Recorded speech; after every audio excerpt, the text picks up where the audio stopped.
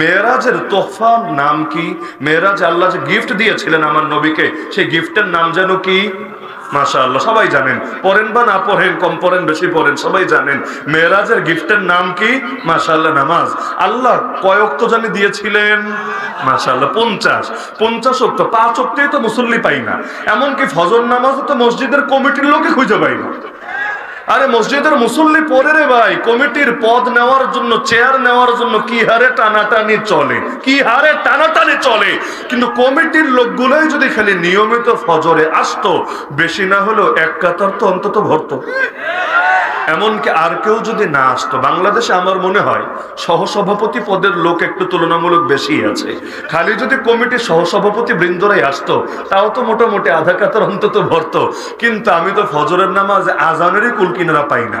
দেখবেন ওক্ত শুরু যখন, তখন থেকে আজান শুরু হবে, সূর্য উঠবে 2-4 মিনিট বাকি আছে, তখনও মাইকে আজান হচ্ছে। এক মসজিদে নামাজ শেষ, দোয়া দরুদ শেষ, আর এক মসজিদে মাইকে ফু দেওয়া শুরু। মানে কি? মানে আজান যে দিবে তারও টাইম টেবিলের খোঁজ খবর নাই। এই হলো আমাদের ফজরের নামাজের হালত। মসজিদ 5 তলা, কিন্তু জুমার দিন জুমা ছাড়া কোনো ওক্তে ভরে না। এগুলোই তো বাস্তবতা। তাহলে এই যে দেখা যাচ্ছে মসজিদের মধ্যে কমিটির লোকগুলোই ঠিক মতো আসে না, আসা উচিত ছিল না? আপনাদের কি ধারণা, আসা উচিত ছিল না?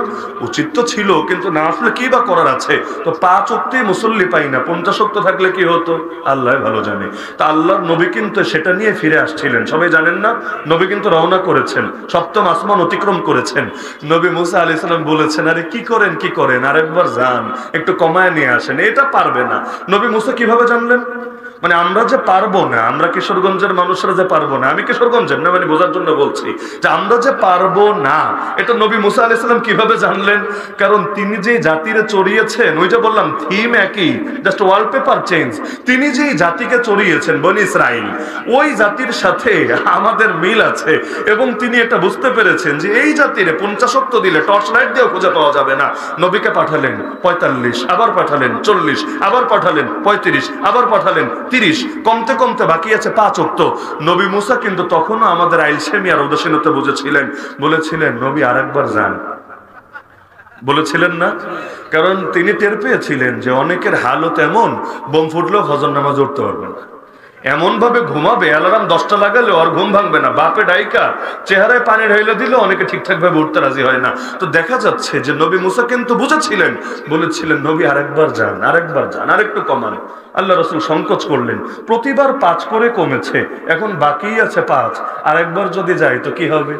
5 করে যেহেতু কমেছে, আরেকবার গেলে তো গিফটই হারায় যাবে। মানে আর হাদিয়া যে আল্লাহ দিলেন, একটা উপহার দিলেন, উপহারই তো থাকে না, খালি হাতে ফিরে যেতে হবে দুনিয়াতে। নবী সংকোচ করলেন, না আমি আর যেতে পারবো না। কয়বার যাওয়া যায়, একটা চক্ষু লজ্জা বলতে ব্যাপার আছে, আর পারবো না, যা আছে মাশাআল্লাহ এটা নিয়ে আমি চলে যাব দুনিয়াতে। আল্লাহ তাআলার কি দয়া, কি মায়া, কি ভালোবাসা। আল্লাহ তাআলা বলে দিলেন, দায়িত্ব তো কমেছে, সব কিন্তু কমে নাই, পড়বে 5 ওয়াক্ত, সব কিন্তু দিব 50 ওয়াক্ত। তাহলে এই যে অতীতের সাথে ভবিষ্যতের যদি মিল না থাকে, নবী মুসা আলাইহিস সালাম বললেন কিভাবে?